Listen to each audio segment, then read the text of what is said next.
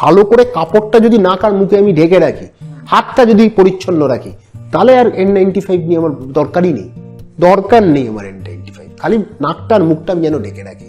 যখন খাবো বা কখনো অনেক ভিড়ের মধ্যে আছি, অনেক জনসমাগমে আছি, সেখানে একটা নিরান জায়গায় গিয়ে আমি মাছটা যদি কষ্ট হয় কুলে নিয়ে জল বা খাবার সেটা আমরা খেয়ে নিলাম, বা আবার মাছটা পরে নিলাম, তাতেই আমি কিছুটা থাকবো, ঠিক থাকবো।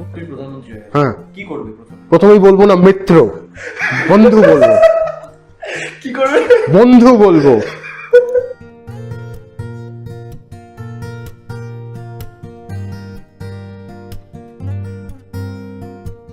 রিল অ্যান্ড রিয়েলের অন্য একটা এপিসোডে আপনাদের সকলকে স্বাগত। আর জেভিয়ার আজকে একটা স্পেশাল এপিসোড নিয়ে এসেছে, কারণ রিল লাইফের হিরোদের তো আগে আপনারা দেখেছেন এবং ভবিষ্যতেও দেখবেন, কিন্তু রিয়েল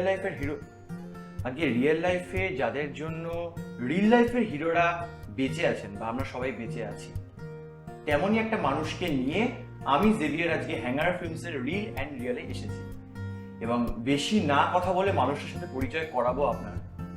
যে মানুষটা আমার পাশে বসে আছেন, তিনি এই মুহূর্তে অনেককে বাঁচিয়েছেন এবং ভবিষ্যতে আরো অনেককে বাঁচাবেন। তো তিনি আর কেউ নন, তিনি হলেন ডক্টর অরিন্দম বিশ্বাস।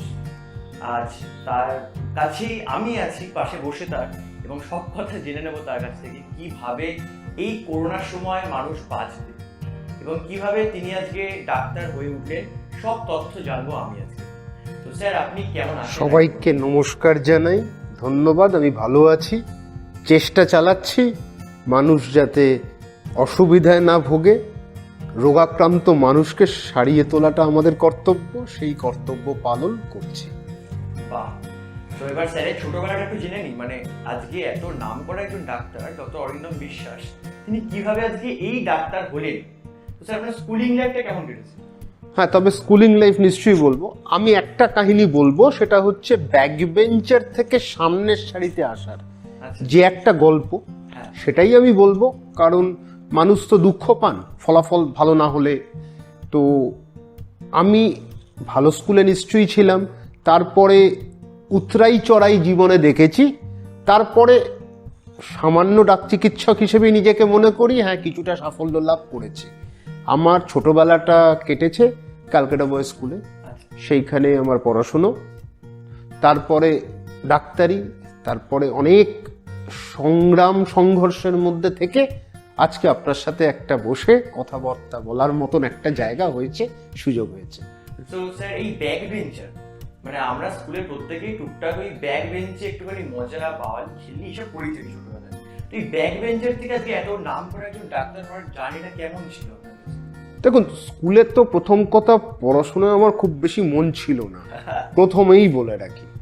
আমার রিপোর্ট কার্ড, আমি খুব সত্যি কথাটা বলা ভালো ক্যামেরার সামনে, এর মধ্যে লুকোচুরির কিছু নেই। আজকে আমি অরিন্দম বিশ্বাস বলে আমার ব্যাকগ্রাউন্ডটাও দারুণ ছিল, দুর্দান্ত জায়গা ছিল, দারুণ ক্যারিয়ার ছিল, এসব কথা বলতে আমি কিন্তু আসিনি। আমি একটা কথা বলতে এসেছি তাদের জন্য যারা অনেক সময় ফলাফল দেখে একটা নৈরাশ্যের মধ্যে চলে যায়। সেই নৈরাশ্যটা কাটাতে হবে, এবং নৈরাশ্যটা কাটাতে গেলে আমি একটা জ্বলন্ত উদাহরণ। আমার ছোটবেলার পড়াশুনো হ্যাঁ খুব কমই করতাম, সেই হিসেবে এর প্রতিফলন ঘটতো ফলাফলে, সেটা ভালো হতো না। তার যাই হোক, ক্লাসগুলো উঠেছি, আইসিএসসি পরীক্ষা দিয়েছি।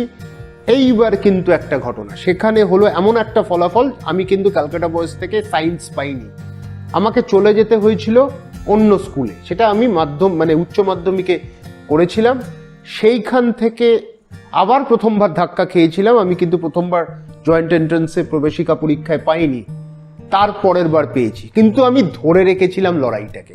তার সাথে আমার বাবা মার, আমার ভাইয়ের অনেক অবদান আছে, আর পরিবার যারা আছেন তারা এই সাহসটা জুগিয়েছিলেন বলে আজকে আমার মধ্যে একটা দৃঢ়তা ছিল, প্রত্যয় ছিল, সাহস ছিল যে করে দেখাতে হবে। লড়াইয়ের মাঠ থেকে সরে গেলে হবে না, যুদ্ধক্ষেত্র থেকে পালালে কিন্তু হবে না, থাকতে হবে, লড়াইয়ের সাথে থাকতে হবে। এই লড়াইয়ের নাম কিন্তু আজকে অরিন্দম বিশ্বাস। বাহ, অসাধারণ একটা কথা বলেন স্যার। আমি অনেকে দেখেছি, যেহেতু আমি একজন ইঞ্জিনিয়ারিং স্টুডেন্ট এবং আমি এখনো ইঞ্জিনিয়ারিং পড়ছি, ঠিক আছে, জানি না কতটা পড়াশোনা করি, তো আমি অনেক আমার বন্ধুদেরকে দেখেছি যে তাদের ইচ্ছা ছোটবেলা থেকে ডাক্তার হওয়ার। তো তারা আমার সাথে নিট দিয়েছিল এবং নিটে চান্স না পাওয়ায় তারা ভেঙে পড়ে এবং তারা ঠিক করে যে তারা পরবর্তীকালে নিট দেবে না। তাদের উদ্দেশ্যে আপনি কি বলতে চান যে একবার ভেঙে পড়ার পর আর যে না এগোতে পারে সেটা কত বড় চ্যালেঞ্জিং তাদের ক্ষেত্রে? সত্যি কথা, আজকে আমি একটা মঞ্চ পেয়েছি, আমি তুমি করেই বলছি, তোমার সাথে এই আলোচনা করা। আর যারা ক্যামেরার পেছনে আছে, যারা হাসছে হয়তো, মানে বেশ আমরা একটা আনন্দ লাভ করেছি এই জায়গায় থেকে, যে লড়াইয়ের মাঠ ছাড়লে কিন্তু হবে না, জীবনে কিন্তু যুদ্ধ করতে হবে। জীবন এত সহজে কিন্তু সব জিনিস আসে না, তার জন্য লড়াইটা করতে হয়। আজকে আমার বহু টেলিভিশন প্রোগ্রাম হয়েছে, হয়তো আমার একটা অন্য চেহারা মানুষ দেখছে, কিন্তু তার পেছনে যে লড়াইটা ছিল, তার পেছনে যে সংঘর্ষটা ছিল, প্রত্যেকটা বাধা অতিক্রম করে আজকে আমি অরিন্দম বিশ্বাস হয়েছি। আমি একটা পরিষ্কার বার্তা দেব, ছেড়ে দিলে হবে না, যে লড়াইয়ের মধ্যে থাকতে হবে। আর যদি মনে করেন যে এই রাস্তাটা আটকে গেল, আরেকটা রাস্তা খুলবেই, আজ না হলে কাল, কিন্তু আপনাকে প্রত্যয়টা ধরে রাখতে হবে। প্রত্যয় ছেড়ে দিলে কিন্তু হবে না, কারণ জীবন মানেই কিন্তু একটা সংগ্রাম, জীবন মানেই একটা যুদ্ধ। এই যুদ্ধ সম্মুখীন আমাদের হতে হয়, আর তার বাধাটা অতিক্রম করতে হয়। সেই জন্য মনের জোরটা লাগে, সাহসটা লাগে। এই জন্য তোমাকে বলছি, তোমার বন্ধুরা যারা যারা নৈরাশ্যের মধ্যে আছে, যারা বিষণ্ণতার মধ্যে আছে, তাদেরকে কিন্তু এই বাধাটা পেরোতে হবে, মনের মধ্যে সাহস জোগাতে হবে। তুমিও জোগাবে না? পারবি। আমরা কোনি সিনেমা দেখেছি, সেই ফাইট কোনি ফাইট, এই কথাটা কিন্তু আমাদের মনের মধ্যে আছে। সৌমিত্রবাবু কিছুদিন আগে চলে গেছেন, কিন্তু এই কথাগুলো যে ওই সিনেমার মধ্যে, আমরা কি দেখছি সিনেমার মধ্যে সেলিব্রিটিদের কথা একটা কথা, কিন্তু তবুও ওই কথাগুলো কিন্তু আমাদের মনে যদি হৃদয়ের মধ্যে প্রবেশ করে এবং সেটাকে আমরা ধরে রাখতে পারি, তাহলে কিন্তু আমরা জীবনে এগোবো। একদম তাই। তো স্যার, ছোটবেলায় কি কখনো পরিবারের থেকে মানে একটা প্রেশার থাকে না যে দেখ তোকে কিন্তু ডাক্তার বা ইঞ্জিনিয়ার হতেই হবে? তো আপনার ক্ষেত্রেও কি এরকম কিছু ছিল যে দেখ তোকে কিন্তু বাবু ইঞ্জিনিয়ার হতে হবে বা ডাক্তার? ছোটবেলার থেকে তো অনেক স্বপ্ন থাকে, বাস কন্ডাক্টর হওয়া, ক্রিকেটার হওয়া। আমি ক্রিকেটার হতে চেয়েছিলাম, আমি ক্রিকেট খেলতাম ভালো। তো তখন কিন্তু মানে রঞ্জিতে যদি তোমার মনে থাকে, কেউ ব্যাংকে চাকরি করতে করতে রঞ্জি খেলে ফেলছে, মানে এতটা মানে সিলেকশন প্রসেসে করাপশন ছিল তখন। কিন্তু আমি কারুর একটা লোক থাকলেই সিএবিতে ক্রিকেট খেলা যেত। সে যদি মানে চার পাঁচটা করে সে ক্যাচটা ফেলছে, কিন্তু সে ব্যাট খেলে দিচ্ছে রঞ্জিতে, বাংলাতে। তখন এটা অরুণলাল আসার পর বদলে গেল চিত্রটা। তো এই ক্ষেত্রে একটা কথা বলবো আমি, যে স্বপ্ন অনেক কিছু থাকে। আমার বাবা প্রখ্যাত চিকিৎসক ছিলেন, তিনি রাষ্ট্রপতি পুরস্কার প্রাপ্ত একজন চিকিৎসক, ডক্টর তমাল বিশ্বাস। তিনি প্রয়াত হয়েছেন 2 বছর আগে।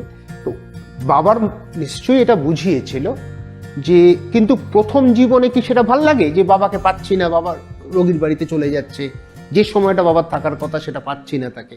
তো এই জায়গাটাতে একটা কথা তবুও মনে হয়েছিল যে মানুষকে একটা সেবাদান করার জায়গা, যখন যত বড় হচ্ছি তখন তো জ্ঞানটা বাড়ছে যে একটা সেবাদান বাবা কিন্তু করছে। সেই রকম একটা পরিবেশের মধ্যে আমি কিন্তু বড় হয়েছিলাম। তো মারও যথেষ্ট অনুপ্রেরণা ছিল। তো এই কারণে ডাক্তার হবার একটা সুযোগ যখন পেয়েছিলাম, বাবা তখন ডাক্তার, যে একটা পরিবেশ, একটা আবহাওয়া একটু অন্যরকম, মানুষের সাথে মেশার এবং আলাদা কিছু করার, স্বাধীন থাকার এবং মানুষের জন্য ভাবার, কিছু কথা বলার, সেই সুযোগটা কিন্তু হাতছাড়া করতে চাইনি। সুতরাং প্রথমবার যখন অকৃতকার্য হয়েছিলাম, দ্বিতীয়বার আমি যখন সাফল্য লাভ করলাম, তখন কিন্তু একটা আনন্দময় জীবন শুরু হলো। হ্যাঁ, তখন বুঝেছিলাম অনেক সামনে কিন্তু সংগ্রাম আছে, কষ্ট আছে। তবুও এই ডাক্তারিটা মনে হয়েছিল যে একটা আপন করে নেওয়ার মতন একটা পেশা আমি গ্রহণ করলাম, আমি চিহ্নিত করে এগোলাম। তো স্যার, এই মেডিকেল পড়াকালীন আপনার জীবনে কি কোনো খারাপ এক্সপেরিয়েন্স ঘটেছে মানে যেটা সারা জীবন মনে রাখতে চান? এখন মেডিকেল পড়ার সময় একটা জিনিস যেটা দেখেছি, যে কলেজে রাজনীতি ভালো ছিল। আমিও রাজনীতিক, আমি ক্লাস রিপ্রেজেন্টেটিভ হয়েছিলাম, অনেক ভোটেও জিতেছিলাম, ঠিক আছে, সেটা কিন্তু একটা অরাজনৈতিক ফ্রন্ট ছিল।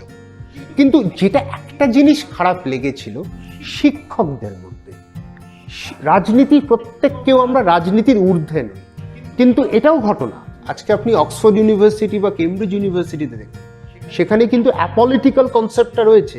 এরপরে এরা টোরি বা কেউ কনজারভেটিভ এমপি হচ্ছে, তারা পলিটিক্যাল জায়গায় যাচ্ছে। কিন্তু শিক্ষকরা যখন ছাত্র রাজনীতিতে প্রবেশ করেছে এবং পরিবেশটাকে নষ্ট করছে, সেইটা কিন্তু কিছুটা ব্যথিত হয়েছিলাম ওই সময়টা। তো কিছু শিক্ষক যখন রাজনীতির সঙ্গে নিজেদের ছাত্র রাজনীতির সঙ্গে, শিক্ষক তখন শিক্ষকের জায়গাটা নিতে পারেনি। শিক্ষক তখন রাজনৈতিক পরিবেশটার মধ্যে ঢুকে গেছিল এবং রাজনৈতিক জামা, রাজনৈতিক যে পোশাক করে ফেলেছিল, সেই জায়গাটা কিন্তু ক্ষতি করছে এবং পশ্চিমবঙ্গে সেটা কিন্তু অনেকটা ক্ষতি করেছে। এইটা আমি বুঝতে পেরেছিলাম যখন ছাত্র অবস্থায়। আচ্ছা আচ্ছা, তো এই রাজনৈতিক পরিবেশ কিন্তু একবার আপনার বড় হয়ে ওঠে, যদি আমি তাই দিই, কিন্তু কলেজে একটা কেটেছে আপনার। তো এখন আপনি একজন নামকরা শিক্ষক, আমি অনেক শিক্ষকই দেখেছি নাম নেওয়া যে তারাও কিন্তু পরবর্তীকালে কিন্তু এই পলিটিক্সের মধ্যে এসেছে এবং তারা বিভিন্ন জায়গায় বিভিন্ন এমএলএ হয়েছে, বিভিন্ন জায়গায় দাঁড়িয়েছে। তো আপনার যখন সেই ইচ্ছাটা জিজ্ঞেস যে আমি এই পার্টির হয়ে তারা ভোটে না, আমার কষ্টটা হচ্ছে, আমি একটু পরিষ্কার, আমার তো একটা অসুবিধা আছে, আমি খুব পরিষ্কার কথা বলি, যেন বলে ফেলছি ঠিক আছে। হ্যাঁ, কিন্তু এখন আমি রাজনীতিতে ঢুকে আমি না হয় ঢুকলাম, কিন্তু আমি তো কালকেই বলবো যে করাপশনটা ভালো না, সেইটা কতজন মেনে নেবে? ঠিক না? রাজনীতিতে আসতে অসুবিধে নেই, কিন্তু মানুষকে লুণ্ঠন করা, মানুষকে অসুবিধায় ফেলা আর রাজনীতিটাকে একটা পেশা বানানো আমার ঘোর আপত্তি আছে। রাজনীতি কিন্তু এক ধরনের সেবা।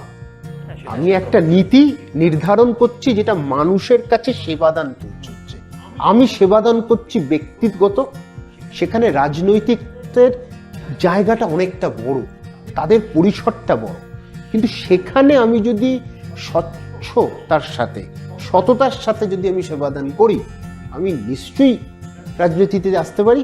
কিন্তু আজকে অকপটে কিছু যদি বলে ফেলতে, তারপর যদি তার জন্য অসুবিধায় পড়ি, সেইটার জন্য কিঞ্চিত আমি একটু ভাববো যে রাজনীতি কতটা আমার পক্ষে সুবিধাজনক হবে। তো স্যার, এখন মানে আজ এই 2020 পর দাঁড়িয়ে আর বর্তমান রাজনীতির মধ্যে যা দেখতেই পাচ্ছেন অদল বদল চলছে, ঠিক আছে, মানে এই দল থেকে এই দল, এই দল থেকে এই দল, তারপরেও কি আপনার ইচ্ছা করছে? হ্যাঁ, আপনি হয়তো ভাবতে পারেন যেটা এখন বললেন যে লুণ্ঠন নয়, মানুষের সেবার জন্য আমি রাজনীতিতে আসতেই পারি, কিন্তু এই 2020 পর কি মনে হয় আপনি আসবেন যদি আপনার ইচ্ছা থাকে? মানে যে হারে একটা করাপশন চলে এসছে বর্তমান রাজনীতিতে। দেখো, প্রথমে তুমি বলবে স্যার সম্পর্কটা না, স্যার সম্বোধনটা ওটা ব্রিটিশ সাম্রাজ্যবাদীদের একটা চিহ্ন। অরিন্দম দা, হ্যাঁ অরিন্দম দাই, কোনো অসুবিধা নেই, অরিন্দম দা, ঠিক আছে, কোনো অসুবিধা নেই। এবার একটা কথা বলে রাখি, এটা ব্রিটিশরা কি করেছে আজকে যদি 200 বছর আগে দেখো, ইন্ডিয়ার এক্সপোর্ট ছিল 34%। যেদিন 47 সালে আমাদের পতাকা উড়ল, মানে আমাদের সাহেবরা এখান থেকে ছেড়ে চলে গেল, সেটা নেমে গেছিল 13%। এটা জানো? মানে ভারতবর্ষকে 200 বছর লুণ্ঠন করে, দেশগুলো ভাগ করে, ধর্ম ভাগ করে, আজকে ওরা নিজের দেশটাকে লাভবান করেছে, উন্নত করেছে পুরোপুরি। সব জায়গা, সারা বিশ্বকে কিন্তু লুটেছে, আফ্রিকাকে লুটেছে। সাম্রাজ্যবাদী কাকে বলে ব্রিটিশরা কিন্তু শিখিয়েছে, আমরা তাদেরকে ডেকে এনেছিলাম। সেই জায়গাটা আমার ঘোর আপত্তি। ওই জন্য স্যার তো ব্রিটিশরা নাইটহুড পেলে স্যার দেয়। আজকে আমেরিকাতেও তুমি স্যার বলে ওরা কিন্তু ওটাকে অপমানজনক ভাবে একটা মনে করে, এই জায়গায় বলে দিচ্ছি। সুতরাং স্যার কনসেপ্টটা থেকে আমরা দূরে থাকি। আমরা বাঙালিরা নিজেদের মধ্যে আলোচনা করব, সম্বোধন করব, কেউ দাদা হতে পারি, কেউ জেঠু হতে পারি, কাকু হতে পারি, এই জায়গা থেকে আমরা শুরু করতে পারি সম্পর্কটা। সেই জন্য স্যার বলাটা আমার অত্যন্ত মনে করি একটা কিছু ক্ষেত্রে অপমানকর। তো আর তার সাথে মনে করি যে ওটা একটা ব্রিটিশ সাম্রাজ্যবাদীকে আমরা আরো বেশি তোষামতি করছি। আচ্ছা, আপনারা তো অনেকে জানেন না তিনি এই মানুষটি কেন এই কথাগুলো বললেন, কারণ ইনি কিন্তু বাংলা পক্ষের সাথে যুক্ত আছেন। তো স্যার, আমিও ভুল করে স্যারই বলে ফেলছিলাম। অরিন্দম দা, এই বাংলা পক্ষের ব্যাপারটা কি, মানে এদের মেন কাজটা কি এখনো অনেকেই বুঝতে পারে না। অনেকে ভাবে আচ্ছা হিন্দি দেখলাম, মানে হিন্দি দেখছি লেখা আছে, ওটাকে কেটে শুধুমাত্র বাংলা, যেহেতু এটা বাংলায় আমরা আছি তো বাংলাটাকে বেশি প্রায়োরিটি দেবো। এটা কি শুধুমাত্র সেইটুকুই, না বাইরেও কিছু আছে? ছোটবেলা একটা জিনিস যেটা আমরা ভুলভাবে পড়েছিলাম যে হিন্দি আমাদের রাষ্ট্রভাষা, এটা একদম একটা বড় মিথ্যে। একদম। আমাদের সংবিধান 22টা ভাষাকে একই সম্মান জানিয়েছে, তার মধ্যে বাংলার যা সম্মান প্রাপ্য, তা মালায়ালির প্রাপ্য যা, গুজরাটির প্রাপ্য যা, হিন্দিরও তাই প্রাপ্য। এই জায়গাটাতে আমার ঘোর আপত্তি ছিল। এবং বামফ্রন্টের 34 বছর, সেখানে আজকে ভাটপাড়া যেটা ব্রাহ্মণদের জায়গা ছিল, ওটা ব্রাহ্মণদের একটা স্থান, সেটা হয়ে গেছে পূর্ব বিহার। এই যে লোকে নিয়ে আসছি আমি বিহারি বা ইউপি মানুষ পশ্চিমবঙ্গে বাস করে, তাদের বিরোধিতা নই, কিন্তু একই সাথে থাকলে আজকে বাংলার কৃষ্টি সংস্কৃতিকে সম্মান জানাতে হবে। আর বাক্যের মধ্যে আমরা কথায় কথায় ইংলিশ বলে ফেলছি, কথায় কথায় হিন্দি বলে ফেলছি। এই যে মিশ্রণটা হচ্ছে, বাংলা ভাষাটা কিন্তু শেষ হয়ে যাচ্ছে। বাংলা পক্ষ আমি 2 বছর ধরে বাংলা পক্ষের সমর্থক এবং সক্রিয় সমর্থক। আমি রাস্তায় নামতে পারি না আমার পেশার কারণে, সেখানে আমি সময় দিতে পারি না, কিন্তু এই যে গর্গ চট্টোপাধ্যায়ের যে বাংলা পক্ষ তৈরি করা, তার সাথে আরো আনুষঙ্গিক কিছু মানুষ ছিলেন, আমি এটাকে পূর্ণ সমর্থন করি যে বাংলা বাঙালির। কারণ ধীরে ধীরে আমরা দেখব এক একটা কারখানায় বাঙালিরা নেই, অবাঙালিরা এসে যাচ্ছে। হাসপাতালগুলোয় অবাঙালি ডাক্তার বলে যাচ্ছে। আজকে একজন বাঙালি ডাক্তার কিন্তু মন থেকে বুঝতে পারবে আরেকজন বাঙালির অর্থনৈতিক কষ্টটা। এই জায়গাটায় আমার প্রচন্ডভাবে, আমি যদি অনুধাবন করি একটা বাঙালি মানুষ কত টাকা দিতে পারবে। পশ্চিমবঙ্গ বামফ্রন্ট 34 বছরে আজকে আমাদের অনেক কিছু শিল্প শেষ হয়ে গেছে। আমি এই সরকার যে দারুণ কিছু করছে তাও বলবো না, কিন্তু হ্যাঁ, কি সামান্য হয়তো ভালো কিছু করার চেষ্টা করেছে হাসপাতালগুলো, কিন্তু একই সাথে বাঙালিরা একটা কোনায় চলে যাবে, একটা জায়গায় নিষ্পেষিত হবে, সেটার বিরুদ্ধে যদি আমাকে আওয়াজ তুলতে হয়, আমি গর্বের সঙ্গে তুলব। আচ্ছা, আপনি পুরো ফুল সাপোর্টটা দিচ্ছেন নিশ্চয়ই। এবং আজকে আমাদের তাহলে কে দেবে বাঙালিদের জন্য? বাঙালিরা তো অন্য রাজ্যে চলে, এখান থেকে আমরা ব্যবসা করব। 90% বাঙালিদের জন্য যে চাকরি, সেটা রাখতে হবে এবং প্রতিটি জায়গায় বাংলা ভাষাকে প্রাধান্য দিতে হবে। পশ্চিমবঙ্গ, বঙ্গ, এই বাংলায় আমরা এই জন্য জয় বাংলা কথাটা গর্বের সাথে আমরা বলবো, উল্লেখ করব। তো এটা শুধু বাংলা পক্ষ নয়, বাংলা পক্ষ নিশ্চয়ই করছে, আমি সমর্থক। অনেক বাংলা জাতীয়তাবাদী দল আজকে আছে, তারাও যথেষ্ট ভালো কাজ করছে, তাদেরও প্রশংসা দাবি রাখে তারা। কিন্তু চলুক ভবিষ্যতে এটা একটা আন্দোলন যেটা বাংলা ভাষাকে বাঁচাবে, বাঙালিদের বাঁচাবে। এই জন্য আমি এইভাবে সমর্থন করি। হয়তো রাস্তায় নেমে পারছি না, নিশ্চয়ই সক্রিয়ভাবে আমি সমর্থন দিচ্ছি তাদেরকে। আমার পুরো সমর্থন আছে এবং আগামী দিনও থাকবে, এবং গর্বের সাথে আমি জয় বাংলা কথাটা উচ্চারণ করব। যদি আপনি দেখে থাকেন যে কয়েকদিন আগেও কিন্তু আমাদের মাননীয় মুখ্যমন্ত্রী মমতা বন্দ্যোপাধ্যায় কিন্তু বলেছিল যে পশ্চিমবঙ্গের নাম কিন্তু বাংলা করা হবে, তো এটাকে আপনি সাপোর্ট করছেন তার মানে? নিশ্চয়ই, পশ্চিমবঙ্গের নাম বাংলা হোক, বঙ্গ হোক। একটা হচ্ছে মমতা বন্দ্যোপাধ্যায় যে কথাগুলো তুলেছেন, সেটার কিন্তু মধ্যে কিন্তু ভীষণ আপনি যদি দেখেন বিষয়টা কিন্তু গুরুত্বপূর্ণ, যে আজকে যখন পার্লামেন্টে দাঁড়িয়ে আমরা বক্তব্য রাখার সুযোগটা শেষ দিকে পাই, তখন লোকে ঘুমিয়ে পড়ে বা টিভি অফ করে ফেলে। তো এই জায়গাটাতে আমার আজকে বেঙ্গল যদি আসে, বি দিয়ে যদি শুরু হয়, সেই জায়গায় অ্যালফাবেটিক্যাল অর্ডারে কিন্তু বক্তব্য রাখার সুযোগ থাকে। অনেকটা আগে সে পেয়ে যায়, অনেকটা সময় সে নেয়। এবার ওয়েস্ট বেঙ্গলের যখন আজকে ওয়েস্ট বেঙ্গল বলে যে যখন করছে লাস্টের দিকে, তখন অর্ধেক লোকের কিন্তু ধৈর্য থাকে না। অনেক ভালো ভালো বক্তব্য কিন্তু রাখে আমাদের পশ্চিমবঙ্গের যারা যাচ্ছে, কিন্তু সেই বক্তব্যগুলো মিডিয়াতে ভালো করে আসে না, আমরাও ভালো করে জানতে পারছি না বা শুনতে পাচ্ছি না।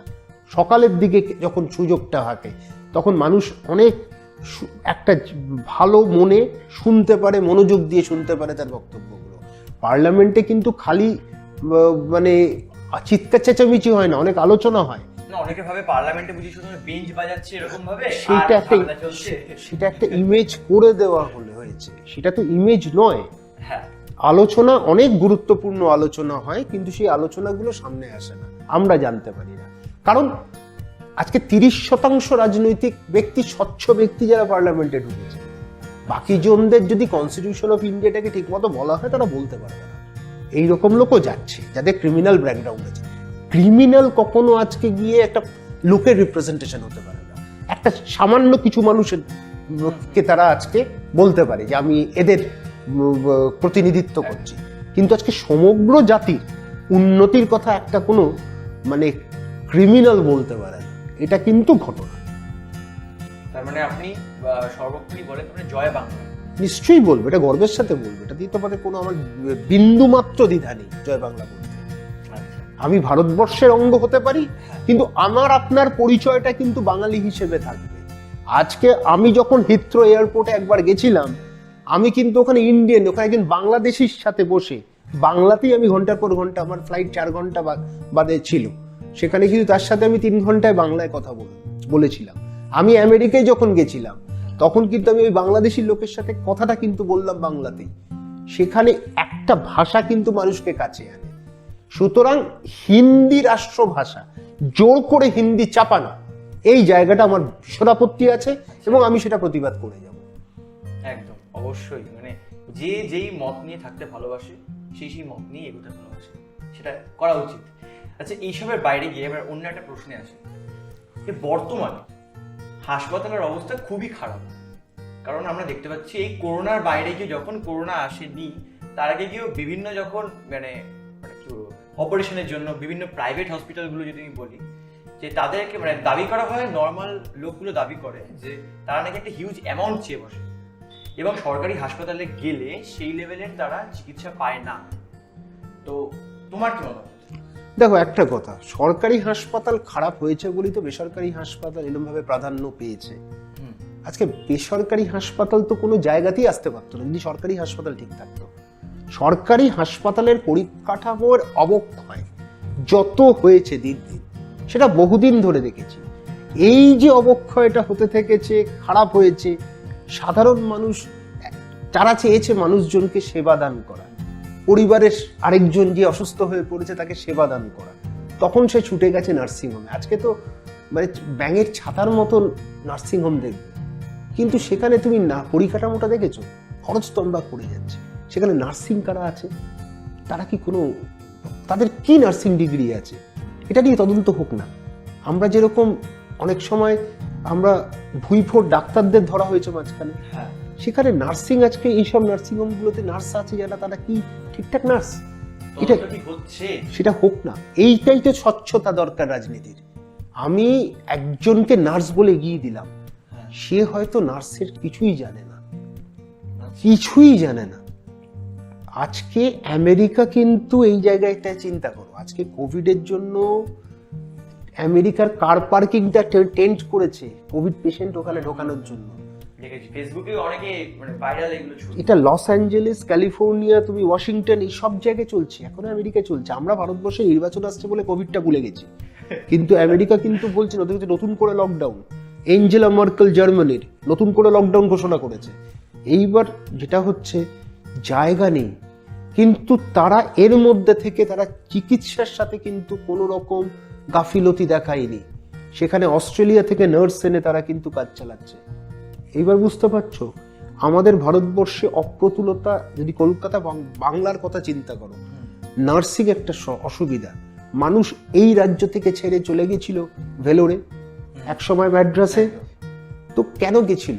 সেবাটার জায়গাটাতে ঘাটতি ছিল। এইবার তার উপর হচ্ছে মানুষকে খরচটা, মানুষ বাইরে গিয়ে খরচ করে যাচ্ছে, তাতে মানুষের অসুবিধে নেই, কিন্তু সেবাটা পেয়েছে ঠিক। এই বিনিময়ে যদি সেবাটা, আমি সঠিক সেবাটা পাই, তাহলে তো মানুষ খুশি হবে। এইবার সব মানুষকে তুমি বাঁচাতে পারবে না, কিন্তু শেষ মুহূর্তে যে আমরা যদি চেষ্টা করে যাই, তাহলে মানুষ জানবে যে আমরা আমাদের আত্মীয় স্বজনের জন্য ডাক্তার, নার্স, হাসপাতাল সবাই চেষ্টা করেছে, কিন্তু আমি চেষ্টা করলাম না, কিন্তু আমার গাফিলতি থেকে গেল, আমার একটা বড় বিল চলে এলো, আমি 3 দিনে থেকে 1 লাখ টাকা বিল দিয়ে যাই। এটা রেস্টুরেন্ট না, এটা হোটেল না, এটা হচ্ছে একটা সেবা দানের জায়গা, মানুষের গণতান্ত্রিক অধিকার। কিন্তু কোন দেশে তুমি এটা আশা করবে 74 বছর ধরে স্বাধীনতা, তারপর 100 টাকার মধ্যে 1 টাকা খরচ হয় স্বাস্থ্য খাতে। কেন? আজকে তো এটা যদি 6% করতে দেখতে সরকারি হাসপাতালগুলোর এত খারাপ অবস্থা হতো না, পরিকাঠামোর উন্নতি হতো। এই উত্তরণটা কথা কিন্তু কোনো সরকার ভাবেনি, মানুষের কথা ভাবেনি। মানুষকে ভোট যন্ত্র হিসেবে ব্যবহার করা হয়েছে। মানুষ ছিল ভোট ব্যাংক, মানুষ কিন্তু মানুষ ছিল না, বা তার গণতান্ত্রিক অধিকার দেওয়ার ইচ্ছে কোনো সরকার নেয়নি। এইবার কিন্তু কোভিড চোখ খুলে দেখিয়ে দিল মানুষের অপ্রতুলতাটা, মানুষের কষ্টটা, কঙ্কালসার চেহারাগুলো হাসপাতালের। আজকে কেন বেসরকারি হাসপাতালকে আমরা ভরসা করবো? এটা তো আমেরিকা না। কেন অনেক বেসরকারি হাসপাতালের ব্যাপারে শুনেছি, জানি না কতটা সত্যি কতটা মিথ্যে।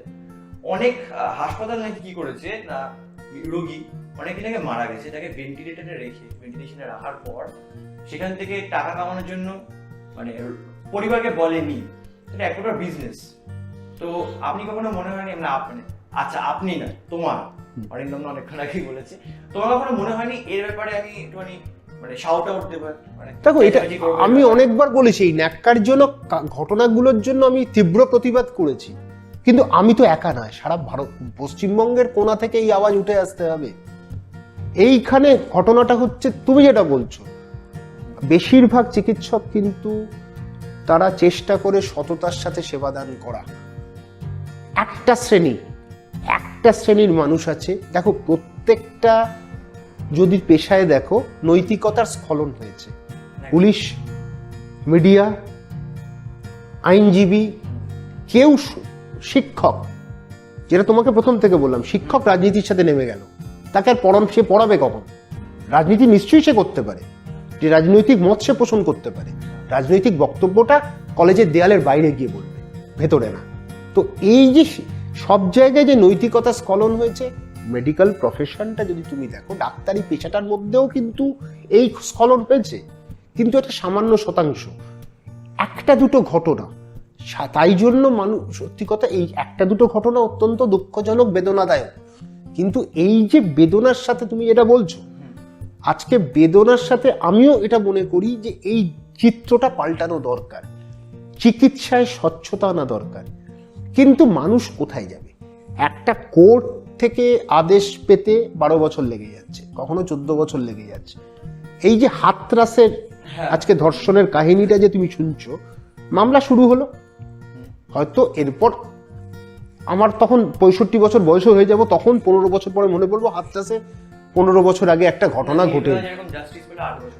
এইরকমই এই যে আবার মেডিকেল কাউন্সিলে একটার পর কেস জমছে, দ্রুততার সাথে যদি আমরা এটাকে না ব্যবস্থা নিই, তাহলে মানুষ তো বিরক্ত হয়ে যাবে। এই জন্যই বিরক্তিটা গিয়ে পড়ছে হাসপাতাল ভাঙচুর। এটা কিন্তু মনের মধ্যে একটা ক্ষোভ, এই ক্ষোভটা কেন? রোগী এবং ডাক্তার, তার মধ্যে যেন স্বচ্ছতা থাকে, তার মধ্যে দেয়াল তৈরি না হয়, প্রাচীর তৈরি না হয়। এই প্রাচীরটাকে ভেঙে ফেলার সময় হয়েছে। এই যে এখন তুমি পরিষ্কার দেখো, আমি ডাক্তারের একটা কথা বলছি, এখন ওই ডাক্তারটা হয়ে গেছে ডাক্তার বাবুর থেকে, তুমি দেখো, মানে এটা তুমিও স্বীকার করবে, এটা কিন্তু খানিকটা অ্যাকসেন্ট ডাক্তাররা এটার জন্য দায়ী। দেখো, ডাক্তার সেবাদান করতে এসছে, ডাক্তার উপার্জন করার ক্ষমতা আছে, সে অধিকার সবার আছে, আমার আছে, তোমার আছে, যারা আমার সাথে এখানে আছে সবার আছে, কিন্তু বেওসা করার অধিকারটা নেই। চিকিৎসা যদি বেওসা হয়ে যায়, তখন হয়ে যায় মুশকিল হয়ে যাচ্ছে, বেওসাই ঢুকে যাচ্ছে। এই বেওসাইদের কিন্তু সরাতে হবে, এটা একদম তীব্র আমার দাবি। তা না হলে পশ্চিমবঙ্গ আগামী দিন কিন্তু অন্ধকার জায়গায় যাচ্ছে। মানুষ চিকিৎসা পাবে না, অর্ধেক চিকিৎসা পেয়ে হাসপাতাল থেকে নিয়ে আসবে, বাড়িতে আমি খালি দেখবো তার ডেথ সার্টিফিকেট লেখা হবে। এই জায়গাটা যেন না চাই। আমি পশ্চিমবঙ্গে চাই প্রত্যেকটা গ্রামে, পশ্চিমবঙ্গ কিন্তু কলকাতা নয়, গ্রামগুলোর কথা ভাবতে হবে। সুন্দরবনের মানুষটা সাপে কামড় দিলে যেন সাপের ওষুধটা সে পেয়ে যায়, অ্যান্টি স্নেক ভেনামটা চলে আসে তার 1 ঘন্টার মধ্যে। এই রকম জায়গায় পশ্চিমবঙ্গের চিকিৎসাটা নিতে হবে। আজ যদি কাকিনাড়ার কোনো জায়গায়, বা ধরো আমি বললাম আজকে এমন একটা জায়গায়, ধরো যেখানে পশ্চিমবঙ্গে পুরুলিয়াতে একটা মানুষের হার্ট অ্যাটাক হয়েছে, তার যেন টেনেকটিপ্লেজ বা স্ট্রেপ্টোকাইনেজ যেটা আমি দিই, আজকে যেন গলিয়ে, রক্ত গলিয়ে যেটা দিতে পারবে, আজকে ক্লটটাকে, এই যে রক্ত জমাটটাকে, যে হার্ট অ্যাটাক হলে সঙ্গে সঙ্গে সেই ওষুধটা যেন তার 2 ঘন্টার মধ্যে সে পেয়ে যায়, এইটা যদি পশ্চিমবঙ্গ করতে পারা যায় তাহলে কিন্তু একটা সোনালী পশ্চিমবঙ্গ, সোনালী বঙ্গ আমরা কিন্তু আশা করতে পারি 10 বছরের মধ্যে। সেই স্বপ্নটা কিন্তু আমি প্রত্যেক দিন দেখি। এই স্বপ্নটা কবে রূপান্তরিত হবে বাস্তবে সেটা কিন্তু এখন দেখা যাক। তোমার সাথে কি কখনো এমন হয়েছে যে হসপিটালের চাপে তুমি দেখতে পাচ্ছ একটা অনৈতিক কাজ হচ্ছে, ঠিক আছে, কিন্তু তা তুমি মুখ খুলতে পারছো না, এরকম কিছু? দেখো, তোমার অরিন্দম দা কিন্তু ওরম টাইপের লোক না, যেদিন হবে একদম রেজিগনেশনটা ছুঁড়ে ফেলে দেবো সামনে। অত ভয় পাওয়ার লোক আমি না, ভয় পেলে হবে না। ডাক্তারদের মধ্যে এখন প্রবলেমটা হচ্ছে একটা ভীষণ ইনসিকিউরিটি, আমি ভয় পাচ্ছি, আমি কাজ চলে যাবে। আমি তো ডাক্তার, আমার স্টেথোস্কোপ আছে, আমি তো প্র্যাকটিস করতে পারবো, আমাকে কে ভয় দেখাবে? বি লাইক অরিন্দম, ঠিক আছে, ভয় পাবে না, মানে কি অ্যাকসেন্টে বললো ব্যাপারটা, অরিন্দম না রেজিগনেশন লেটারটা ছুঁড়ে দিয়ে। হ্যাঁ, ওরকম কোনো অসুবিধা নেই। আর হাসপাতাল কর্তৃপক্ষ হ্যাঁ, সেও জানে। আজকে দেখো, আমি স্বচ্ছতার সাথে কাজ করি, অনেক রাজনৈতিক ব্যক্তিও সেটা জানে। তখন কিন্তু রাজনৈতিক ব্যক্তির চাপ পড়ে যাবে, রাজনৈতিক ব্যক্তির চাপ পড়লে ল্যাজ গুটিয়ে কিন্তু হাসপাতাল কর্তৃপক্ষ ঢুকে যাবে। একটা কথা বলি, পশ্চিমবঙ্গ এমন একটা জায়গা বা বঙ্গ ভারতবর্ষে রাজনৈতিক লোক যদি টেবিল চাপড়ে কোনো কথা বলে, কর্তৃপক্ষ ল্যাজে গোবরে হয়ে যাবে। তখন আজকে অসুবিধাটা কোথায় হয়েছে? নানান জায়গায় ব্যবসা করতে গেলে কিছু ডিলিং হয়ে যায়, তখন রাজনৈতিক নেতারা এগোয় না। কিন্তু আজকে রাজনৈতিক নেতারা যদি এগোয় ঠিক মতো, সেই রাজনৈতিক নেতাই আমরা দেখতে চাইছি পশ্চিমবঙ্গে। এরম নয় যে দল বদল করে ফেললে আমি অনেস্ট, তা নয়, আমি সৎ হয়ে গেলাম। আমার বক্তব্য হচ্ছে সেই রাজনীতি আমি দেখতে চাই পশ্চিমবঙ্গে, স্বচ্ছতার সাথে মানুষ এগোতে পারবে এবং শ্রদ্ধা করবে। আজকে রাজনীতিক লোকেদেরকে তো কেউ শ্রদ্ধা করছে না, কজনকে শ্রদ্ধা করছে? এই শ্রদ্ধাটা তো হারিয়ে ফেলছে। চিকিৎসকরাও হারাচ্ছে, আইনজীবীও হারাচ্ছে, মিডিয়াও হারাচ্ছে, রাজনৈতিক নেতারাও হারাচ্ছে। এই শ্রদ্ধাটা ফিরে আসুক, বঙ্গটা আরেকটা সোনার বাংলা তৈরি হোক, সেই সোনার বাংলার জন্য আমরা অপেক্ষা করি।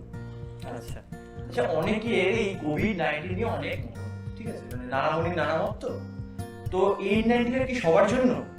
দেখো, N95 সবার জন্য দরকার পড়ে না। দেখো, আসল জিনিসটা আমরা ভিত্তিটা বুঝি। আমাদের ভাইরাসের প্রবেশাধিকার কোথায় বা দাঁড়টা কোথায়? সেটা হচ্ছে নাক আর মুখ, কিছুটা চোখ। আর এত গবেষণায় আমরা এত তথ্যে অত্যাচারিত হচ্ছি না, আমাদের মাথা খারাপ হয়ে যাচ্ছে। তো আমাদের ভিত্তিটা বুঝি, এই দুটো জায়গা আমাদের কভার করা ভালো করে। যদি আমরা একটা কাপড় দিয়েও আটকে রাখতে পারি, এই কাপড়টা যদি গরম জলে, তুমি N95 কি আজকে ভাবতে পারছো সুন্দরবনের মানুষ কিনতে পারবে 100 টাকা দিনে? কে কিনবে? সবাই কিনতে পারবে? এটা ভাবি তাদের অর্থের কথা। আজকে ভালো করে কাপড়টা যদি নাক আর মুখে আমি ঢেকে রাখি, হাতটা যদি পরিচ্ছন্ন রাখি, তাহলে আর N95 নিয়ে আমার দরকার নেই। আমার N95, খালি নাকটা আর মুখটা আমি যেন ঢেকে রাখি। যখন খাবো বা কখনো অনেক ভিড়ের মধ্যে আছি, অনেক জনসমাগমে আছি, সেখানে একটা নিরান জায়গায় গিয়ে আমি মাছটা যদি কষ্ট হয় তুলে নিয়ে জল বা খাবার সেটা আমরা খেয়ে নিলাম, বা আবার মাছটা পরে নিলাম, তাতেই আমি কিছুটা থাকবো, ঠিক থাকবো। আচ্ছা, এই কোভিড-19 চলাকালীন আমি প্রত্যেকে বিভিন্ন খবরের চ্যানেলে দেখেছি যে একটা চ্যানেল একটা সংখ্যা দেখা যাচ্ছে যে একজন আক্রান্ত, আরেকটা চ্যানেল অন্য একটা সংখ্যা দেখা যাচ্ছে যে একজন আক্রান্ত। এবং এটা কিছুদিন আগে খবরে এসেছিল যে সরকার নাকি রোগীর সংখ্যা নাকি চেপে দিচ্ছে। তো এটা কেন? যদি আজকে আমি ধরে নিই যে 1 লাখ আক্রান্ত হয়েছে পশ্চিমবঙ্গে, সেখানে আমরা মিডিয়া দেখতে পাচ্ছি সেটা 75,000। এটা কেন হচ্ছে? এটা কি নতুন তুমি দেখছো? একটা ক্র্যাশ হলে, একটা ট্রেনের অ্যাক্সিডেন্ট হলে, এটা ভারতবর্ষের একটা কিরকম একটা মজার ব্যাপার আসতো। Official figure 100, unofficial figure 300। এটা মৃত্যু হয়েছে তো একটা ট্রেনের অ্যাক্সিডেন্টে। তার তো আজকে একটা ট্রেন অ্যাক্সিডেন্ট জ্ঞানেশ্বরীতে হয়েছে, বডিটা তো নিশ্চয়ই কলকাতায় চলে আসেনি উড়ে, জ্ঞানেশ্বরীর কাছেই ছিল। তো সেই জায়গাটাতে গুনতে অসুবিধা কোথায়? মৃত্যু তো মৃত্যুই হয়েছে। তো দেখো, এই আবার বলছি, স্বাস্থ্য নিয়ে না সরকার কোনোদিন এত চিন্তা করেনি। সেইটা ভালো করেছে, এরকম দরকার পশ্চিমবঙ্গে। এটা আমি আবার বলি, এটা খুবই ভালো পদক্ষেপ, নেওয়া উচিত সবার। কিন্তু একটাই হচ্ছে, সরকার ধরে রাখতে পারবে তো সেই অর্থনীতির জোরটা সরকারের কাছে আছে তো, যাতে স্বাস্থ্যসাথী প্রত্যেককে যা দিতে পারে। যদি দিতে পারে, এটা বলবো একটা যুগান্তকারী সিদ্ধান্ত এবং যুগান্তকারী পদক্ষেপ নেওয়া হয়েছে। হোক না পশ্চিমবঙ্গে, আচ্ছা, যদি মানুষের সেবাদান করে অল্প পয়সায় মানুষকে দেওয়া যায় একটা সমর্থন, একটা সাহায্য, তাহলে তো অসুবিধা নেই। আমি বলবো এরকম এরকম আসুক না। কিন্তু আরেকটা জিনিস, আজকে বেসরকারি হাসপাতালের যে বেসামাল খরচ, সেইটাতে সরকার কিন্তু পিছুপা হয়ে যাচ্ছে। এইখানে হবে না, অগ্রসর হতে হবে। আজকে কেন বলো তো, তুমি সল্টলেকে তুমি যাও, তুমি সল্টলেকে, এখন আমরা এখানে আছি, ঠিক আছে, তুমি দেখো তো বিভিন্ন ল্যাবে একটা সিবিসি করতে কেউ 400 টাকা নেবে, কেউ 800 টাকা নেবে, কেউ 1200 টাকা নিল। একটা সিআরপি করতে কেউ 2000 নিয়ে নিল, কেউ 3000 নিয়ে নিল, কেউ আবার 500 টাকায় করে দিচ্ছে। এই যে ব্যবধানগুলো, এই ফারাকগুলো কেন থাকছে? আজকে কাশ্মীর কন্যাকুমারীতে একই খরচ হবে, আমেরিকাতে কিন্তু এই জায়গায় আমেরিকার খরচ অনেক বেশি, আমি আমেরিকার সাথে তুলনা করছি না, কিন্তু আজকে খরচ এক হবে, পরীক্ষার খরচ এক হবে, যেটা আমি জানবো এখানে 400 টাকা, এখানে 400 টাকা। এই যে মাত্রা ছাড়িয়ে যাচ্ছে খরচটা, সেটা তো সাধারণ মানুষের পকেটের ওপর চাপ পড়ছে, অর্থনীতির ওপর চাপ পড়ছে। সেইটা কে দেখবে? সেইটা কিন্তু দেখার সময় এসছে সরকারের। নিয়ন্ত্রণ করো, খরচ নিয়ন্ত্রণ করো, মানুষ যাতে বিপদে না পড়ে, অসুবিধায় না পড়ে। আচ্ছা অরিন্দম দা, এই কোভিডের টাইমে অ্যাসিমটোমেটিক হয়েও কিন্তু অনেকে মারা গেছে, বা অনেকে কোভিড আক্রান্ত হয়েও মারা গেছে। তো অনেক ডাক্তারদের আমি শুনেছি যে না, মানে বিচার বিবেচনা করেই যে না, আমি এই পেশেন্টকে ধরবো না। তোমার ক্ষেত্রে কি এরকম কখনো হয়েছে? দেখো, কদিন আগে, আজকে 15 দিন আগে আমার মামা মৃত্যু হয়েছে, যিনি আমার বাড়িতেই থাকতেন। আচ্ছা, কোভিড একটা কারণ, মানে কিন্তু কোভিডের জন্য কিন্তু মৃত্যুটা হয়নি, কারণ আমি মামার সারাক্ষণ পর্যবেক্ষণে ছিলাম। মামার মৃত্যু হলো কিন্তু হার্ট অ্যাটাকে। মামার অলরেডি একটা অ্যাঞ্জিওপ্লাস্টি করা ছিল, স্টেন বসানো ছিল।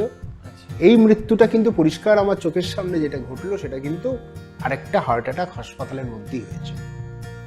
তো এখন কোভিডের জন্য মৃত্যু হচ্ছে, কোভিড কিন্তু এখনো প্রহেলিকা। কোভিড সম্বন্ধে হয়তো 9-10 মাস আমরা পেরিয়ে গেলাম, কিন্তু 9-10 মাস কিন্তু সময়টা অল্প। আমি এখনো বলছি, আমরা কিছুই জানতে পারি, 3 বছর বাদে হয়তো কোভিড সম্বন্ধে আরো বেশি জানতে পারবো। তুমি সার্চ, রিসার্চের মাধ্যমে এত এত তাড়াতাড়ি কিচ্ছু আসবে না, কোনো সিদ্ধান্তে তুমি উপনীত হতে পারবে না এত শীঘ্রই।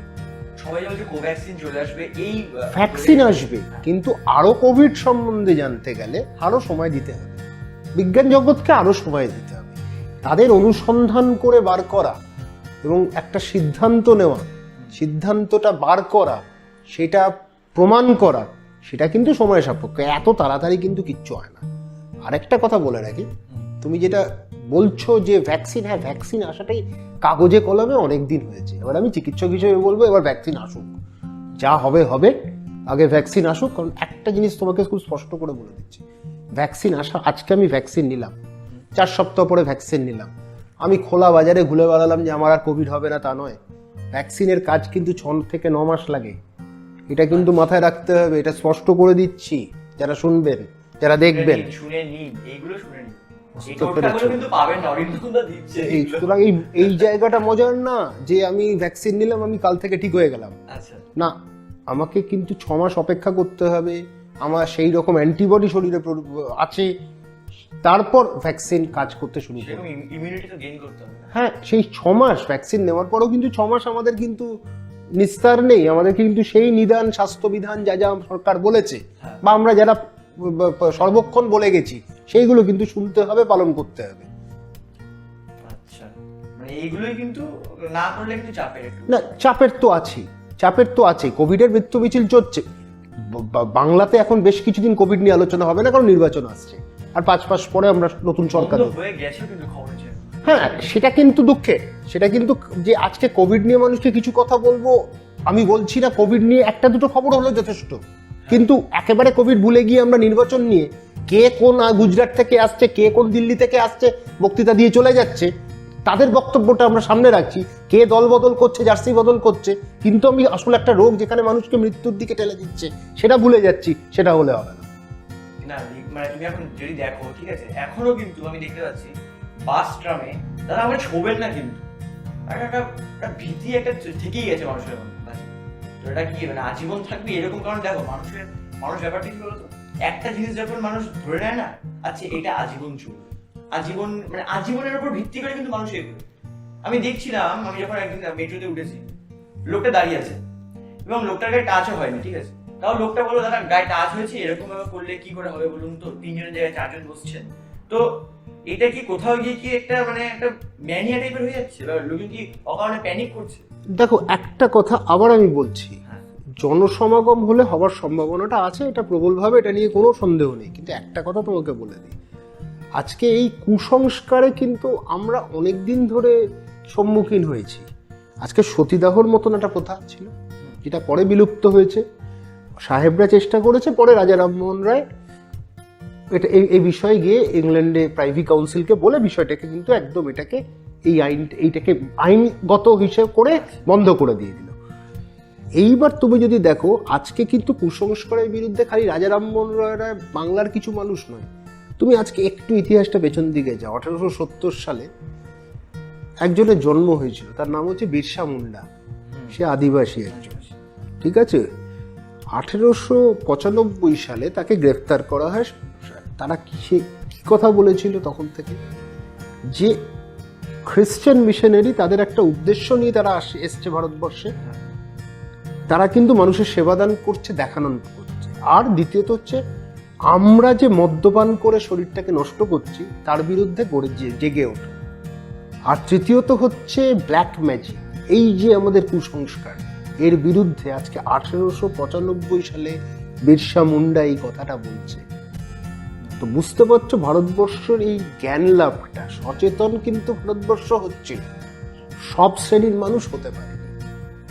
এই জায়গাগুলো আজকে, এই যে গ্রাম ভেঙে দিচ্ছে, গ্রামে আজকে কংক্রিটের জঙ্গল হয়ে যাচ্ছে, সেগুলোর কিন্তু আজকে ভগবান মাঝির একটা গানও আছে, গাঁও ছোড়াব নেই, সেটা বিখ্যাত গান, লড়াই ছোড়াব নেই।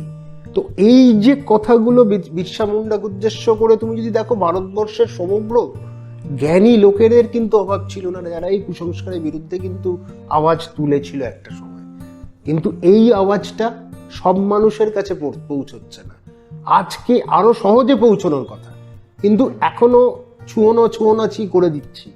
এই জায়গাটা কিন্তু দরকার নেই। জনসমাগম আমরা বলছি, হ্যাঁ নিশ্চয়ই কাছে যাও না, ভিড় করো না, কিন্তু ছুলেই কোভিড হবে না। কোভিডকে গায়ে তোমার নাক আর মুখটাকে দেখতে হবে, তাহলেই কোভিড ঢুকবে। গায়ে ছুলে কিন্তু কোভিড হয়ে যাচ্ছে না, এটা একটা ভুল ধারণা। আর ঘটনাটা মানুষকে দেখো, আজকে বৈজ্ঞানিক হোক, আজকে মিডিয়ার তোমার মতন আপরাইট যত লোক আসছে সামনে, যত সবাই একজন আরেকজনকে বলবে, লাভ হবে।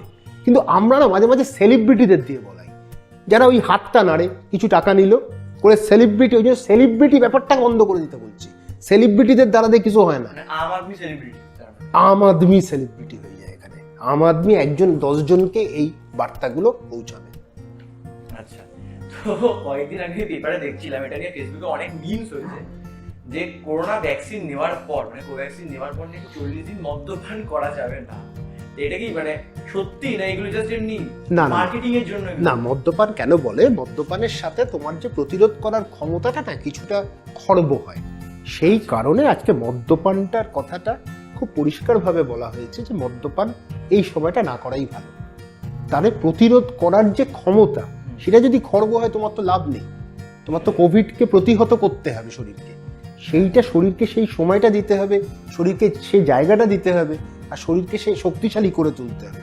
ওই জন্য মদ্যপান থেকে বিরত থাকতে বলছে। তারপরে তো করতে পারে না, মানে যারা না, মদ্যপান চিকিৎসক হিসেবে কখনো সমর্থন করি না, কারণ প্রচুর গবেষণা বলে দিয়েছে মদ্যপানে কিন্তু কোনো লাভ হয় না, আখেরিক হতেই হয়। সেই বিষয়টা কিন্তু আমি চিকিৎসক হিসেবে দৃষ্টি আকর্ষণ করব, আলোকপাত করব। আচ্ছা, তো এই যে এই অরিন্দম বিশ্বাস আমাকে কত কথা বললো, ঠিক আছে, বাংলা পক্ষ বললো, করোনা নিয়ে কথা বললো, রাজনীতি নিয়ে কথা বললো। তো এই ডক্টর অরিন্দম বিশ্বাসের বাইরেও যে একটা শুধু অরিন্দম বিশ্বাস আছে? নিশ্চয়ই। আচ্ছা, মানে অরিন্দম বিশ্বাসী আছে, ডাক্তার ওটা একটা আলংকারিক কথা। হ্যাঁ, তো ডাক্তার নিশ্চয়ই, আমি ডাক্তার সমাজের বাইরে নয়, সমাজের মধ্যেই। সরকার কিন্তু মানে একজন ডাক্তার কিন্তু তার বাসস্থান, মানুষকে নিয়ে তার বাসস্থান, মানুষকে সেবাদান হচ্ছে তার একটা কর্মের মধ্যে পড়ে। আর উপার্জন করাটা তার এখন হচ্ছে এইটা তো যে কোনো মানুষের, তাই ওই মানে এটা একটা লাইফের পার্ট, এটা ইন্টিগ্রাল পার্ট। এটাও তার এর মধ্যে পড়ে যায় উপার্জন করা, কিন্তু ব্যবসা করা না। তো অরিন্দম বিশ্বাস হ্যাঁ খুব মানে পরিষ্কার কথা বলার একজন লোক, আচ্ছা সামনে বলে দেওয়ার লোক, আর অকপটে বলে ফেলার লোক। সামনে মানে বলার লোকগুলো কিন্তু প্রচুর শত্রু হয়। হ্যাঁ, তাতে হবে, কি করা যাবে? এখন অরিন্দম বিশ্বাসের শত্রু হলে যখন হলে কিন্তু সত্যি কথাটা তো বলতেই হবে। আজকে দেখো মিথগুলো, আজকে গতকাল মানে একজন সৎ পুলিশ অফিসার নজরুল ইসলামের ওপর একটা আক্রমণ হয়েছে, সে নিয়ে আমি কিন্তু টুইটারে করেছি, টুইট করেছি যে এটা অত্যন্ত গর্হিত কাজ হয়েছে, যে একজন সৎ, তিনি খুব নামকরা পুলিশ অফিসার ছিলেন নজরুলবাবুর সাথে, কিন্তু আজকে পশ্চিমবঙ্গের সম্মানটা দেওয়া, কথায় কথায় মারামারি, কথায় কথায় হানাহানি এবং রক্তের লড়াইটা যেন না হয়। এই যে মাঝে মাঝে আমাদের খুন হচ্ছে, জখম হচ্ছে, রাজনৈতিক সংঘর্ষ হচ্ছে, অন্য পশ্চিমবঙ্গ আমি দেখতে চাই। আমরা চাই পশ্চিমবঙ্গে শান্তি, সেটা রাজনৈতিক শান্তি হোক, ধার্মিক শান্তি হোক, মানসিক শান্তি হোক, বঙ্গটা যেন একটা অন্যরকম ভাবে একটা চিত্রটা ফুটে ওঠে, সেই স্বপ্নটা অরিন্দম বিশ্বাস দেখছে। আচ্ছা, তো অনেক ইয়ং ডাক্তার, ঠিক আছে, তারা এখন বিভিন্ন জায়গায় প্র্যাকটিস করছে, তারা অনেকে ভাবে যে সারাদিন তো এত মানুষের সেবা করছি, তো নিজের অফ টাইমটা কিভাবে কাটানো যায়, তো তুমি তোমার অফ টাইমে কি করো? দেখো, প্রচুর বই আছে, প্রচুর ম্যাগাজিন আছে, পড়ি। তারপর হচ্ছে এখন তো ফেসবুক আছে না, তুমি ফেসবুক, সোশ্যাল মিডিয়া রয়েছে, তোমার টুইটার রয়েছে, মানে মাঝে মাঝে মনে হয় রাজভবনটা একটা টুইটার ভবন।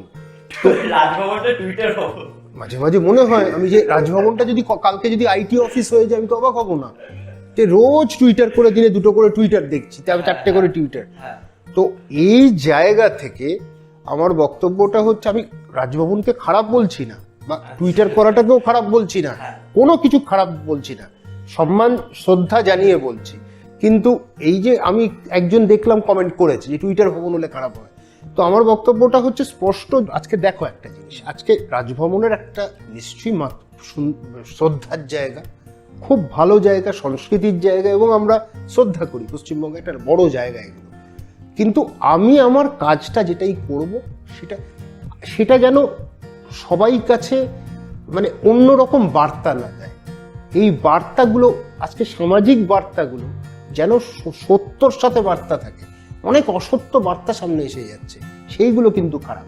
তো আমি আমার সময়, হ্যাঁ নিশ্চয়ই আমি সে সামাজিক মাধ্যমের সাথে আমি যুক্ত, আমি ফেসবুকটা পড়ি, নানান কিছু পড়া যায়, অনেক কিছু জানা যায়, সঠিক বেঠিক সেটা তুমি ঠিক করবে আরো পড়াশুনো করে।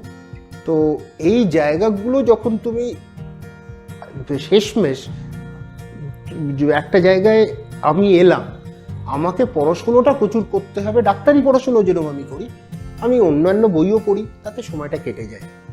আচ্ছা, তো এটা আমার সর্বশেষ প্রশ্ন তোমার কাছে, যে আজকে ভবিষ্যতে যারা ডাক্তার হবে তাদের উদ্দেশ্যে তুমি কি বলতে চাও? সেবাদান আমরা করব সততার সাথে, উপার্জন আমরা নিশ্চয়ই করব, সেটাও সততার সাথে, এবং উপার্জন করার ক্ষমতা মানে অধিকার আমাদের আছে, সেই অধিকারই করব, কিন্তু এমন করব না যাতে মানুষকে কষ্ট পেতে হয়, বা নিপীড়িত হতে হয়, বা যন্ত্রণা পেতে হয় রোগীকেও এবং রোগীর বাড়ির লোককেও। এইটা বলবো যে সততার সাথে আজকে যদি প্র্যাকটিস করতে পারেন, নিশ্চয়ই আপনারা করবেন, আমি স্বাগত জানাবো। ডাক্তার হবেন এবং প্রতিষ্ঠিত হন। ডিগ্রি দিয়ে কিন্তু ডাক্তারি হয় না, ডাক্তারিটা কিন্তু অভিজ্ঞতা, ডাক্তারিটা কিন্তু কতটা আপনি জুড়ে রয়েছেন, কতটা গভীরতা আছে আপনার, তো সেই জায়গাগুলো আপনাকে করতে হবে। এই ভাবনাটা নিয়ে আপনি এগিয়ে চলুন, আপনার অগ্রযাত্রা হোক ডাক্তারিতে, সেটা আমি সবসময় চাইবো। যারা ডাক্তার হতে চান নিশ্চয়ই হবেন। একদম একদম। এই হাসিটা কেন আসলো বলুন তো? কারণ ডাক্তারবাবুকে আমি এখন এই হাসি চোখটা দেখি, ঠিক আছে, আপনারা ওই হাসি চোখটা দেখতে দেখতে একটা গান তো, আচ্ছা অরিন্দম দা কথা বলি, ওই গানটা মনে আছে তো নচিকেতার, ও ডাক্তার, নিশ্চয়ই গানটা দুলেন গাইবে, মনে আছে? এখন আর মনে নেই, কিন্তু যে কথাগুলো যা বলে গেছে তাতে মানে কিছু ক্ষেত্রে আমি ওই করবো না, তবে সমীচীন নয় কথাগুলো, মানে কিছু কথা একটু মানে নচিকেতা না বললেই পারতেন, না বললেই পারতেন, কিন্তু না থাক, আমি অনেক কিছুই তো পৃথিবীতে অনেক কিছু না হলেই পারতো, কিন্তু এখন যেটা হওয়ার সেটা এখন হবেই। কারণ জেভিয়ার র্যাপিড ফায়ার রাউন্ড নিয়ে চলে এসেছি, হাসির জটটা এটা তোমার জন্য। এবং এটা কি করতে হবে, এটা ভাঙলে হবে না, কারণ প্রোডাকশনের বেশি পয়সা নেই আমাদের। এটা খুলতে খুলতে কটা সহজ প্রশ্নের উত্তর। হ্যাঁ, তোমার তাহলে প্রশ্ন আজকে সারাদিন চলবে, সারাদিন রাত চলবে। এটা এর তো মানে আমার একটা গানের কথা মনে পড়ে যাচ্ছে, কোন গান বলো? আমি আগন্তুক, আমি কঠিন অঙ্ক দিলাম। কঠিন অঙ্ক না, এটা হাসির জট। হ্যাঁ। তুমি এত রোগীর এত নারীগুলির জট ছাড়াও, তো আজকে হাসির জটটা তুমি ছাড়ো। প্রথম প্রশ্ন, হ্যাঁ বলো। ধরো আজকে তুমি নরেন্দ্র মোদীর জায়গায় তুমি চলে গেছো, হ্যাঁ। আর তুমি প্রধানমন্ত্রী হয়ে গেছো, হ্যাঁ। কি করবে প্রথম? প্রথমেই বলবো না মিত্র, বন্ধু বলবো। কি করবে? বন্ধু বলবো। আমি আচ্ছা, মানে মিত্র বলবে না, বন্ধু বলবো সবাইকে। এটা কি ছিল? আচ্ছা ঠিক আছে, আমি আর বেশি দূর এগোচ্ছি না ব্যাপারটা নিয়ে, রাজনৈতিক কোনো রকম মতাদর্শে পোষণ আমি করতে চাইছি না। আচ্ছা, দ্বিতীয় প্রশ্ন, যে তুমি অফ টাইমে যেটা বললে করো, বই পড়া ছাড়াও আর কি করো? দেখো প্রচুর গান আছে, এত ভালো ভালো গান আছে, তোমার অসুবিধা। আমি বললাম না, এক একটা নতুন করে গান ধরো, কান্ট্রি মিউজিক, হ্যাঁ, বিখ্যাত বিখ্যাত আমেরিকান মিউজিক। আমেরিকাতে সবাই চুল বড় নিয়ে গান গাওয়ার ব্যাপার নেই, সামান্য কান্ট্রি মিউজিক তুমি বা এলভিস দেখো, বা ডন উইলিয়ামসকে দেখো, জন ডেনভারকে দেখো, জিম রিভসকে দেখো, এত আছে, এরপর নাম এঙ্গেলবার্ট হাম্পারডিক, এই যে এক একজন রয়েছে, এটা একটা বিখ্যাত কেনি রজার্স। তোমার প্রিয় ইংলিশ ব্যান্ড? ইংলিশ ব্যান্ড, হ্যাঁ ইংলিশ ব্যান্ড যদি বলো আজকে একটা বলে হবে না, অনেকগুলো, যেরকম এভারলি ব্রাদার্স এর একটা ছিল, বেলামি ব্রাদার্স, এগুলো কান্ট্রি মিউজিক যারা করেছে। পিঙ্ক ফ্লয়েড শুনো? পিঙ্ক ফ্লয়েড শুনি, পিঙ্ক ফ্লয়েডের দেখো, পিঙ্ক ফ্লয়েড, বিটলস, হ্যাঁ নিশ্চয়ই, কিন্তু বিটলস এর মিউজিক দেখো, আজকে দুটো মিউজিক নিয়ে আমি খুব ওদের গান নিয়ে, একটা ইয়েলো সাবমেরিন, আচ্ছা, we all going in a yellow submarine, ওটা বিখ্যাত গান একটা। আর বিটলস এর হচ্ছে তুমি যদি দেখো ওব্লাদি ওব্লাদা, যদিও গানটা একজন নিগ্রোর, মানে নিগ্রো বলা উচিত না, ব্ল্যাক বলা উচিত, তো এই যে একজন ব্ল্যাকের কাছ থেকে কথাটা শুনেছিল, শুনে বিটলসরা ওটা একটু ভুল গেয়ে ফেলেছিল, কিন্তু গানটা ফেমাস হয়ে গেছিল, ওব্লাদি ওব্লাদা, খুব ভালো গান। এই কয়েকটা গান আমাকে খুব অ্যাট্রাক্ট করে বিটলসের। তাদের বলা হয় যে তারা হচ্ছে সুপার হিরো উইদাউট কেপস, মানে পেছনে ওই পর্দার মতো জিনিসটা থাকে না। কিন্তু তুমি যদি একদিনের জন্য পর্দাটা পেছনে পড়ো, বা তুমি যদি ব্যাটম্যান, সুপারম্যান, মানে স্পাইডারম্যানের মতো হয়ে যাও, তা তুমি কি করবে সমাজের জন্য? সমাজের জন্য মানুষকে যাতে বিনা পয়সায় বা খুব স্বল্প পয়সায় চিকিৎসা করাতে পারে, প্রত্যেকটা মানুষ যেন তার পরিবারজনকে চিকিৎসার জন্য বাঁচাতে পারলাম না, বিনা চিকিৎসায় মারা গেল, পয়সার জন্য পারলাম না, সেইটা যেন না হয়, এইরকম একটা করতে চাই। আর আরেকটা কথা জানতে চাই, গানটা তুমি শুনেছো, এটা পিট সিগারের, সাইমন গারফাঙ্কেল পরে গেয়েছিল, last night I had the strangest dream, I will never fight, we will never fight again. মানে একটা সবাই সই করছি যে রাত্রিবেলা স্বপ্নের মধ্যে আমরা যুদ্ধ আর করব না, সেদিন আর এলো না। সাইমন গারফাঙ্কেল, পিট সিগার চলে গেছেন, সাইমন গারফাঙ্কেল এখন অনেক বয়স হয়েছে, তারাও নেই। সেই যে তাদের গানগুলো, ওই গানটা আমার এখনো সবসময় প্রত্যেক দিন মনে হয়। তো আজকে আমি দেখতে পারলাম যে তিনি খুলতে পারলেন না, জট খুলতে পারলাম না, মানে এটা অপারেশনে কখনো এরকম হয়েছে যে নারী, আমি তো অপারেশন, নারীগুলি বাকি এই জন্য পারলাম না আমি, আমার হাত অপারেশনের জন্য নয়, অস্ত্রোপচারের জন্য, স্টেথোটা বসাই, তারপর ওষুধগুলো লিখি, এই হচ্ছে আমার কাজ। আচ্ছা, তো এই হাসি যেটা খুলতে পারলো না, কিন্তু সেটা ভাববার কোনো বিষয় না, নাই খুলতে পারে, কিন্তু যেই লেভেলের আনন্দ দিলেন এবং আপনারা যা যা জানতে পারলেন, কিছু ভালো জিনিসও জানতে পেরেছেন, কিছু মজার জিনিসও জানতে পেরেছেন, যে অরিন্দম দা অফ টাইমে কি করেন। অনেকের প্রশ্ন ছিল কিন্তু যে ডাক্তার হওয়ার পাশাপাশিও তিনি কিভাবে নিজের সময়টাকে কাটান, জানতে পারলেন। ডাক্তারবাবু আজকে অনেকক্ষণ আমার সাথে কথা বললেন, ঠিক আছে।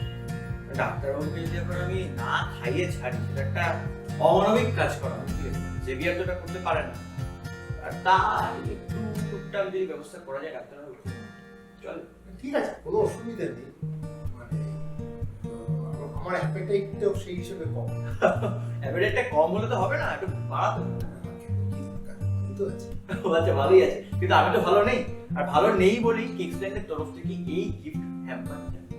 আচ্ছা সেটা ঠিক আছে, এখানে যাবে তুমি, যাবে তো? কোথায়?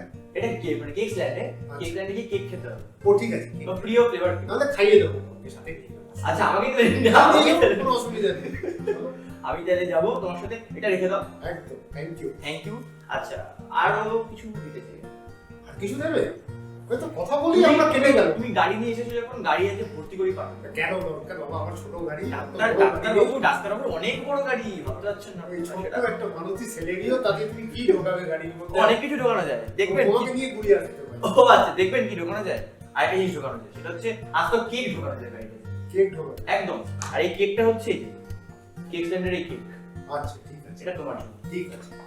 আবার দেখছি আবার ডাক্তার বলছে কেক আছে কি না ভেতরে। ভালো সব। আচ্ছা বলছি, মানে চা খেতে তো ভালোবাসো না? হ্যাঁ, যখন রোগী থাকে না, সব। সব ভালোবাসো। তো তোমার চায়ের ব্যবস্থা করা আছে। হ্যাঁ ঠিক আছে। কিন্তু এখন তো চাটা ওরকম দিতে পারবো না, গরম গরম চা হাতটা থেকে পড়ে পড়ে যাবে। তো ওখানে গিয়ে চা খেতে হবে। নিশ্চয়ই। তো আমরা সবাই মিলে চায় টিকে যাবো। একদম। আর চায় টিকের তরফ থেকেই এটা, চায় টিকের তরফ থেকে এই এই জিনিসটা, এত বড় জিনিসটা তোমার। ঠিক আছে। এত বড়। এটাকে সুন্দর করে ভাঁজ করে পকেটের মধ্যে ঢুকিয়ে নিয়ে যাবে, তাহলে কিন্তু এন্ট্রি পাবে। মানে এন্ট্রি এমনিতে পাবে, ডিসকাউন্ট পাবে না। এরকম ভাবে দিয়ে দেবে। কত সুন্দর। একদম। না, আজকে অরিন্দমদার সাথে আমি এতক্ষণ কথা বললাম এবং সত্যি বলতে আমি অনেক কিছু জানতে পারলাম। শুধুমাত্র ডাক্তার ব্যাপারটাই না, মানে শুধুমাত্র ভাবার কোনো কারণ নেই যে ডক্টর অরিন্দম বিশ্বাস করে তিনি ডাক্তারি নিয়ে কথাবার্তা বলেছেন। তিনি আমাকে বহু জিনিস জানালেন যেগুলো আমি সত্যিই জানতাম না।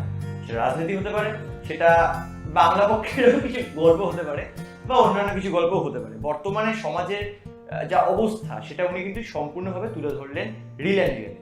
তো আর কিছুই বলার নেই আমার। আজকে এতক্ষণ টাইম দেওয়ার জন্য অসংখ্য ধন্যবাদ অরিন্দম একদম দা। ভালো থাকো সবাই। আর সবাই যেটা থাকবে। আপনাদেরকে বলার সেটা হচ্ছে এরকম আরো তো আপনারা ইন্টারভিউ দেখতে চান, তো সেটার জন্য কি করতে হবে? সেটার জন্য কিন্তু ফেসবুকে পেজ, মানে আমাদের official Facebook page hanger films এবং অফিসিয়াল ইনস্টাগ্রাম অ্যাকাউন্টও কিন্তু হ্যাঙ্গার ফিল্মস। সেখানে গিয়ে আপনাদের যদি কোনো রকম কোয়ারিজ থাকে, আপনাদের প্রিয় অভিনেতা বা এরকম রিয়েল লাইফ হিরোদের নিয়ে যদি আরো ইন্টারভিউ দেখতে চান, সেটা কিন্তু জানাতে হবে। তার জন্য দুটো জায়গাতেই ফলো করতে হবে, আর ফলো না করলে কিন্তু জেভিয়ার কিন্তু আর কাউকে আনবে না। তাই তাড়াতাড়ি কি করবেন এই হ্যাঙ্গার ফিল্মসটা সাবস্ক্রাইব করুন এবং দেখতে থাকুন নেক্সট এপিসোড। কারণ নেক্সট এপিসোডেও কিন্তু রিল লাইফ আর রিয়েল লাইফের এরকম প্রচুর গল্প নিয়ে জেভিয়ার থাকবে তোমাদের সাথে।